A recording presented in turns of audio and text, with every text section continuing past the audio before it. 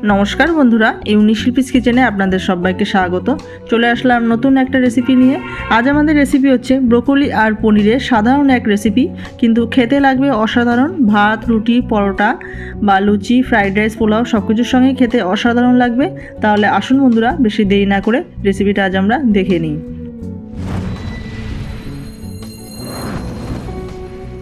রান্নাটি করার জন্য এখানে আমি দেখুন একটা বড় সাইজের ব্রোকলি নিয়েছি। এইভাবে আমি পিস পিস করে কেটে নিয়েছি। কাটাটা আপনাদের আর দেখালাম না। আর আমি এখানে নিয়েছি 500 গ্রাম মতো পনিরটাকেও আমি পিস পিস করে কেটে নিয়েছি। তো আর নিয়েছি আমি এখানে দেখুন দুটো মিডিয়াম সাইজের আলু পনিরের সাইজ করে কেটে নিয়েছি। নিয়েছি একটা টমেটো ছোট সাইজের, আর নিয়েছি একটা ক্যাপসিকাম, আর নিয়েছি ছোট বাটির এক বাটি মতো মটরশুঁটি, আর নিয়েছি আদা আর কাঁচা লঙ্কা বাটা।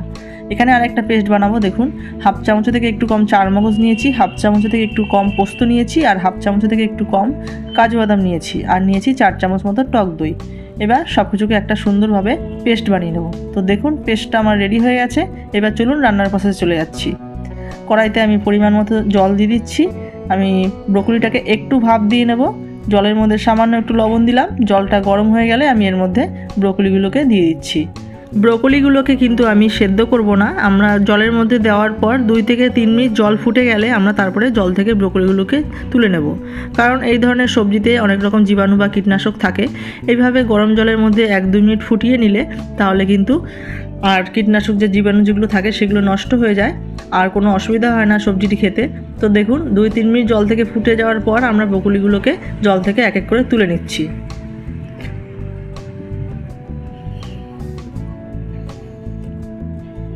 সব ব্রোকলি আমি জল থেকে তুলে নিয়েছি। এবার আমি কড়াই বসিয়ে দিচ্ছি। কড়াইতে পরিমাণ মতো সাদা তেল দিয়ে তারপরে বাদবাকি রান্নাটা আমরা করব। তেল ভালো মতো গরম হয়ে গেছে। এবার তেলের মধ্যে সামান্য একটু লবণ দিয়ে দিলাম। লবণ দিয়ে একটু নাড়াচাড়া করে নিচ্ছি। আমরা পনিরগুলো ভাজবো তার জন্য। আর সামান্য একটু হলুদ গুঁড়ো দিয়ে দিচ্ছি একটু কালার আসার জন্য সুন্দর পনিরটা। তো লবণ হলুদ দেওয়ার পর এবার আমরা এর মধ্যে পনিরগুলোকে অ্যাড করে দিচ্ছি। তেলটা আমরা হাই ফ্লেম করেই রেখেছি, কারণ পনির অনেক সময় নিচে লেগে যেতে পারে। তাই গ্যাসের ফ্লেমটা হাই করে নিয়ে তেলটা খুব ভালো মতো গরম করে আমি পনিরটাকে খুব সুন্দর করে ভেজে নিচ্ছি। তো দেখুন বন্ধুরা পনিরটাকে আমি একটু লালচে করে ভেজে নিয়েছি। এবার পনিরগুলোকে সব আমি এক এক করে তুলে নেব। তো আপনারা যদি আরেকটু কম ভাজা পনির পছন্দ করেন তাহলে আরেকটু কম করে ভেজে নেবেন। আমি একটু লালচে করেই পনিরগুলোকে ভাজলাম। এবার এক এক করে সব পনিরগুলোকে আমি তুলে নিচ্ছি। সব পনির আমার ভেজে নেওয়া হয়ে গেছে। এবার ওই তেলের মধ্যেই আমি যে আলুগুলো কেটে রেখেছিলাম সেই আলুগুলোকে একটু লাল লাল করে ভেজে নিচ্ছি।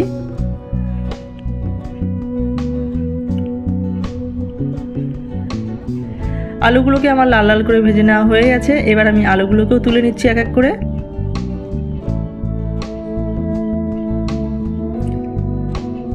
আলুগুলোকে ভেজে তুলে নেওয়া হয়ে গেছে। এবার ওই তেলের মধ্যে আমি হালকা করে একটু ব্রোকলিগুলোকেও ভেজে নিচ্ছি। খুব বেশি কড়া করে ভাজবো না, হালকা করে আমি ব্রোকলিগুলোকেও ভেজে নিচ্ছি।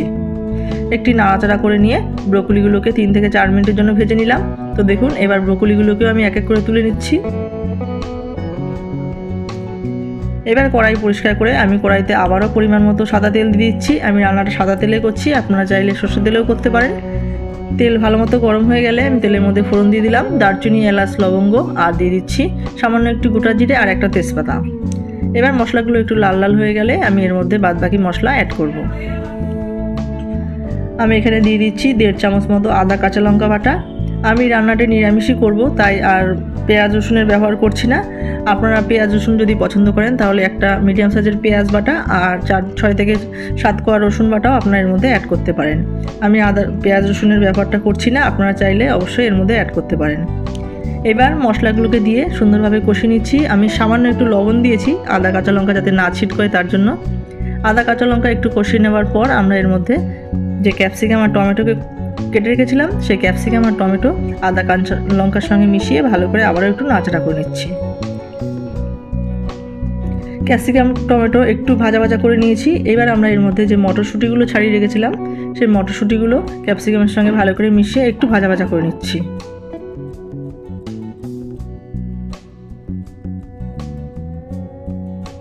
টমেটো, ক্যাপসিকাম, মটরশুঁটি ভালো করে ভাজা ভাজা হয়ে গেছে। এবারে আমরা এর মধ্যে মশলা অ্যাড করছি। হাফ চামচ জিরে গুঁড়ো দিলাম, হাফ চামচ ধনে গুঁড়ো দিয়েছি, হাফ চামচ থেকে একটু কম লঙ্কার গুঁড়ো দিয়েছি, পরিমাণ মতো হলুদ দিলাম আর পরিমাণ মতো লবণ দিচ্ছি আর সামান্য একটু জল অ্যাড করছি মশলাগুলো যাতে না পুড়ে যায় তার জন্য।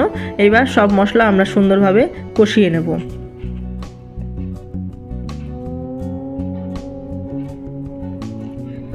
সব মশলা দেখুন বন্ধুরা খুব সুন্দরভাবে কষানো হয়ে গেছে। এবার আমরা এর মধ্যে টক দই, কাজু বাদাম আর চারমগজ বাটার যে পেস্ট তৈরি করে রেখেছিলাম সেই টক দইয়ের পেস্টটা আমরা এই মশলার সঙ্গে মিশিয়ে দিলাম। এবার গ্যাসের ফ্লেমটাকে লো করে দিয়ে আমরা মশলাটাকে সুন্দরভাবে কষিয়ে নেব।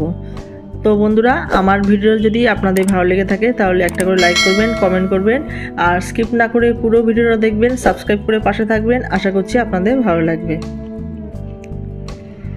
মশলা কিন্তু খুব সুন্দরভাবে কষানো হয়ে গেছে। এবার স্বাদের ব্যালেন্সের জন্য আমি একটু সামান্য চিনি অ্যাড করলাম, যেহেতু টক দই দেওয়া আছে আর নিরামিষ রান্না, তো চিনি দিলে কিন্তু রান্নাটা অসাধারণ লাগবে। তো চিনি দিয়ে আবারও মশলার সঙ্গে আমরা সুন্দরভাবে মিশিয়ে নিচ্ছি।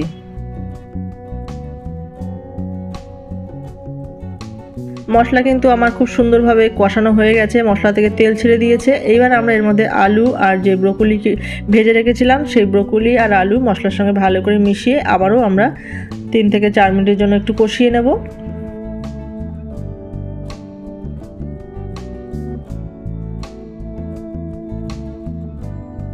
আলু আর ব্রোকলি খুব সুন্দরভাবে মশলার সঙ্গে কষিয়ে নেওয়া হয়ে গেছে 3 থেকে 4 মিনিট। এইবার আমরা এর মধ্যে জল অ্যাড করছি।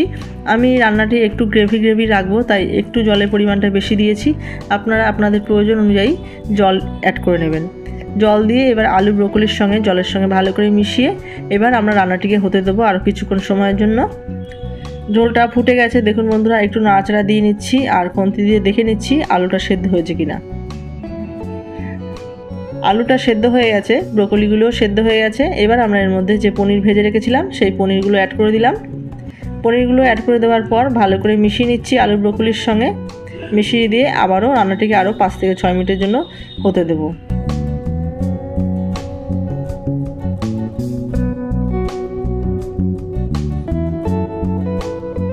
5 থেকে 7 মিনিট পর চলে আসলাম বন্ধুরা, দেখুন একটু নাড়াচাড়া করে নিচ্ছি। পনির আর ব্রোকলি কিন্তু খুব সুন্দরভাবে সুসেদ্ধ হয়ে গেছে। এবার আমি ওপর দিয়ে একটু 1 চামচ মতো হালকা ড্রাই রোস্ট করে নেওয়া কসুরি মেথি অ্যাড করলাম। কসুরি মেথি দিয়ে নেওয়ার পর আবারও একটু নাড়াচাড়া করে নিয়ে ভালো করে মিশিয়ে নিচ্ছি। পনির আর ব্রোকলির এই রেসিপিটি কিন্তু আমার মোটামুটি হয়ে গেছে।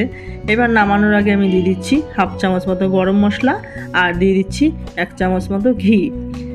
গরম মশলা আর এই কসুরি মেথির মিশ্রণে এই রান্নাটি কিন্তু খেতে অসাধারণ লাগবে। গরম ভাত, রুটি, লুচি, পরোটা, ফ্রাইড রাইস, পোলাও সব কিছুর সঙ্গে এই রান্নাটি খেতে অসাধারণ লাগবে। তো দেখুন আমার কিন্তু পনির আর ব্রোকলি রান্নাটি পুরোপুরি রেডি। গ্যাসের ফ্লেমটাকে আমি এবার অফ করে দিয়েছি। নামানোর আগে আমি এর মধ্যে সামান্য একটু পেঁয়াজ বেরেস্তা দিয়ে দেবো, কারণ এই পেঁয়াজ বেরেস্তা দিলে কিন্তু রান্নাটা খেতে অসাধারণ লাগবে। আপনারা চাইলে স্কিপ করতে পারেন, কারণ আমি পুরো রান্নাটাই নিরামিষ করেছি। আপনারা পেঁয়াজ বেরেস্তা অপছন্দ করলে এটা স্কিপ করবেন।